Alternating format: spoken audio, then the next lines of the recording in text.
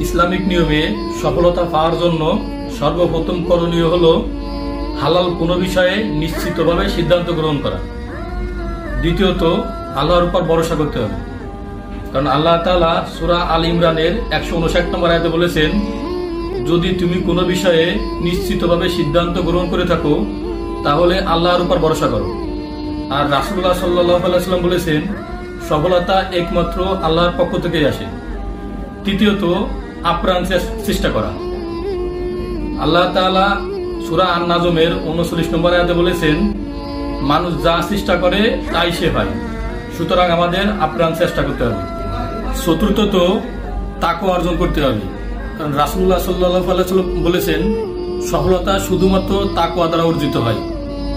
সুতরাং ইসলামিক নিয়মে সফলতা পেতে হলে হালাল কোনো বিষয়ে নিশ্চিতভাবে সিদ্ধান্ত গ্রহণ করতে হবে। দ্বিতীয়ত, আল্লাহর উপর ভরসা করতে হবে। তৃতীয়ত, আপ্রাণ চেষ্টা করতে হবে। চতুর্থত, তাকওয়া অর্জন করতে হবে। আল্লাহ পাক রব্বুল আলামিন আমাদের সকলকে সফলতা অর্জনের তৌফিক দান করুন। আমিন।